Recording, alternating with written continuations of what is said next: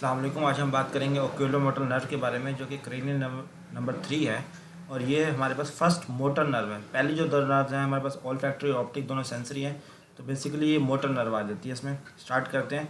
तो ओक्यूलोमोटर नर्व से बात करने से पहले हम बात करेंगे इसके टोटल न्यूक्लियाई कितने हैं। तो इसके मेनली दो न्यूक्लियाई हैं with reference to snails neural network में दो न्यूक्लियाई बताए हुए हैं इसके। एक है मेन मोटर न्यूक्लियस जो बेसिकली मोटर एक्टिविटीज़ मतलब मसल्स को कंट्रोल करता है, आई के मसल्स को, और एक है एसेसरी पैरासिम्पैथेटिक न्यूक्लियस जो पैरासिम्पैथेटिक एक्टिविटी और पीपल है उसको कंट्रोल करता है और मसल्स के लिहाज से। तो मेन मोटर न्यूक्लियस है, उसकी लोकेशन बताई गई है कहाँ पे है, अराउंड द सेरिब्रल एक्विडक्ट, जो इसके अंदर कैनाल होती है मिड ब्रेन में, तो वहाँ पे लाई करता है। बेसिकली जो ओक्यूलोमोटर नर्व के न्यूक्लियस हैं दोनों, ये हमारे पास मिड ब्रेन पे सुपीरियर कॉरिकुलस के लेवल पे लाई करते हैं। अगर आपको इसका नहीं पता तो वो सेपरेट वीडियो आप उसके देख सकते हैं कि मिड ब्रेन के कौन कौन से लेवल हैं और कहाँ कहाँ लाई कर रहे हैं। तो अगर आपको नहीं पता पहले आप वो देख लें, फिर आपको इसके लिए ईजी रहेगा। फिर हम बात करते हैं सुपीरियर कॉरिकुलस के लेवल पे कहाँ पे लाई करता है, around the cerebral aqueduct lie करता है। और सप्लाई क्या करता है, all extrinsic and intrinsic muscles of eye except दो muscles, superior oblique and lateral rectus. Superior oblique को फोर्थ नर्व सप्लाई करती है ट्रोक्लियर नर्व, और लेटरल रेक्टस को six nerve cranial nerve supply करती है, जिसे एब्ड्यूसर नर्व कहते हैं। एक्सेसरी पैरासिम्पैथेटिक न्यूक्लियस जो है वो पोस्टीरियरली लाई करता है। आप देखिए यहाँ ब्लैक कलर की थर्ड क्रेनियल नर्व है, यहाँ पे जाके टर्मिनेट हो रही है, ये है मेन न्यूक्लियस, और इसके पीछे जो न्यूक्लियस पड़ा है ये आ जाता है पैरासिम्पैथेटिक न्यूक्लियस, जिसे एडिंगर वेस्टफोर्ड न्यूक्लियस भी बोलते हैं। देखिए यहाँ लेबल भी किया हुआ है पैरासिम्पैथेटिक न्यूक्लियस या फिर एडिंगर वेस्टफोर्ड न्यूक्लियस। और ये क्या करता है, ये शॉर्ट सिलियरी नर्व्स को फाइबर्स भेजता है और आप बेसिकली स्फिंक्टर पिपली और सिलियरी मसल्स के एक्शन को कंट्रोल करता है।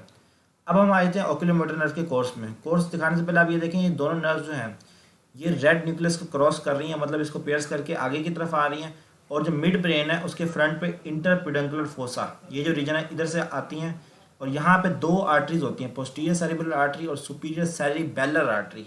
उनको दरमियान क्रॉस करते हुए हमारे पास चली जाती है कहाँ पे, कैवर्नस साइनस में। कैवर्नस साइनस की लेटरल वॉल में लाई करती है। लाई करने के बाद आपको मैं दिखाता हूँ, एंटी सरफेस पे आगे मिड ब्रेन में क्रॉस करने के बाद रेड न्यूक्लियस को पोस्टीरियर सेरिब्रल आर्टरी और सुपीरियर सेरिबेलर आर्टरी के दरमियान में लाई करती है। उसके दरमियान मिडल क्रेनियल फोसा में आ जाती है, वहाँ पे lateral wall of cavernous sinus के साथ लाई करती है, lateral to the six abducens nerve. फिर उसके बाद दो में डिवाइड हो जाती है, एक होती है इसकी सुपीरियर डिवीजन और एक होती है लार्जर इन्फीरियर डिवीजन। अब वो दोनों डिवीजन जो है ये पास करती हैं through the superior orbital Fisher, उसके इंटरमीडिएट पार्ट से। वहाँ से पास होने के बाद ये कहाँ एंटर हो जाती है, ऑर्बिटल कैविटी में। तो देखिए यहाँ से निकल के यहाँ पे हमारे पास स्कल में मिडल क्रेनियल फोसा आ जाता है, सुपीरियर ऑर्बिटल फिशर इसके जो है पास करके यहाँ पे क्रेनियल कैविटी में आ जाती हैं।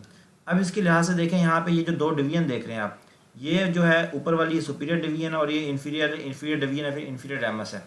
अब हम देख लेते हैं किस किस मसल को इनर्वेट करते हैं। जो अपर डिवीजन है ये सिर्फ दो मसल्स को इनर्वेट करेगी, लिवेटर पेल्विब्राई सुपीरियरस जो बेसिकली हमारे पास आई लीड की मूवमेंट को कंट्रोल करता है। उसके बाद जो सुपीरियर रेक्टस हमारे पास आई बॉल की मूवमेंट को कंट्रोल करता है।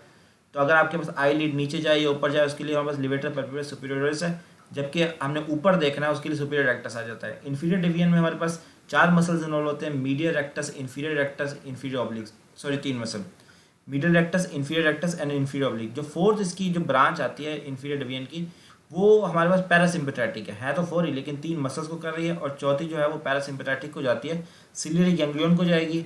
अगर आपको सिलियरी गैंग्लियन नहीं पता तो आप उसको सेपरेट हेड एंड नेक में पढ़ लेंगे।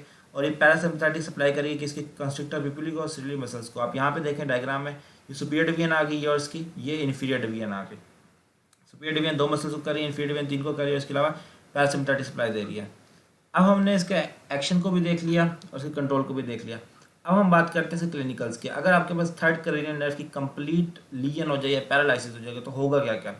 देखिए टोसिस होगी। टोसिस किसे बोलते हैं, पी साइलेंट है। टोसिस बोलते हैं अपर की जो आई लीड है वो नीचे की तरफ झुक जाना, मतलब एक नॉर्मली हमारी एक आई लीड की एक नॉर्मल पोजीशन होती है जिसमें हमें नजर आ रहा था कि आँख हमारी खुली हुई है, लेकिन आई लीड खुद ब खुद नीचे की तरफ आएगी। ये कब होगा, जब हमारे पास लिवेटर पेल्विब्राई सुपीरियरिस मसल है वो वर्क नहीं करेगा, और वो कब करता है, जो अपर डिवीजन को सप्लाई करती है। डेफिनेटली जब नर्व गई है तो ये अपर डिवीजन भी चली जाएगी।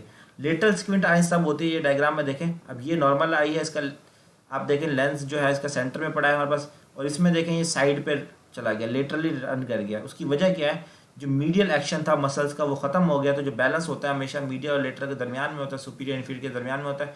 इसलिए ये जो आपके पास आई का लेंस है ये लेटरली और डाउनवर्ड मूव कर गया। उसकी वजह क्या है, जो कंप्लीट एक्शन ऑफ मसल्स था, मीडियल रेक्टस था हमारे पास, लिवेटर पेल्विब्राई सुपीरियरिस था, सुपीरियर रेक्टस, इन्फीरियर रेक्टस, इन सारों का एक्शन खत्म हो गया। तो इसलिए सिर्फ लेटरल रेक्टस जिसको सप्लाई कौन कर रहा है हमारे पास एब्ड्यूसर नर्व, और सुपीरियर ऑब्लिक जो है उसको सप्लाई कौन कर रहा है हमारे पास, अभी आपको बताया ट्रोक्लियर नर्व। उनकी एक्शन की वजह से वो तो ठीक है ना, इसलिए ये लेटरली चले जाता है। डायलेशन ऑफ द पीपल, जाहिर है आपके पास पैरासिम्पैथेटिक सप्लाई चली गई है तो सिंपैथेटिक सप्लाई जो है वो एक्टिवेट हो जाएगी और सिंपैथेटिक सप्लाई पीपल को डायलेट कर देती है। लॉस ऑफ एकोमोडेशन, एकोमोडेशन करने के लिए रिफ्लेक्स चाहिए आपको, मैं पिछली सेकंड में बता चुका हूँ। उसमें आपके पास मसल कौन से इन्वॉल्व होते हैं, सीरियल मसल होते हैं।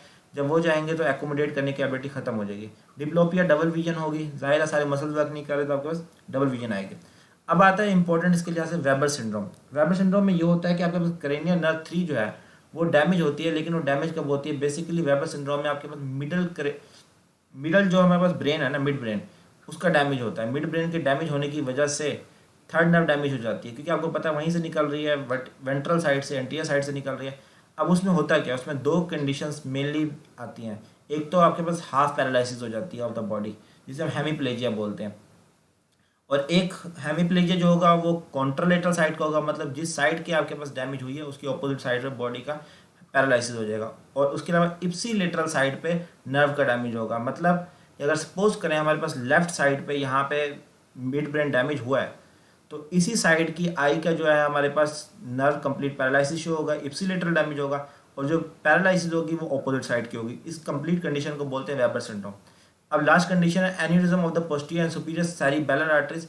आपको पता है कि मैं आपको कोर्स में बता चुका हूँ, जब ये मिड ब्रेन से निकल रही होती है तो 2 आर्टरीज है जिनके दरमियान रन कर रही होती है, posterior cerebral artery and superior cerebellar artery. और इनके एन्यूरिज्म की वजह से, इसकी वजह से हमारे पास थर्ड नर्व कंप्रेस हो जाती है और आपके पास सिम्टम्स पैरालिसिस वाले भी आ सकते हैं। आई होप सो आपको समझ आ गया हो। कोई क्वेश्चन हो कमेंट सेक्शन में पूछ सकते हैं। Thank you so much.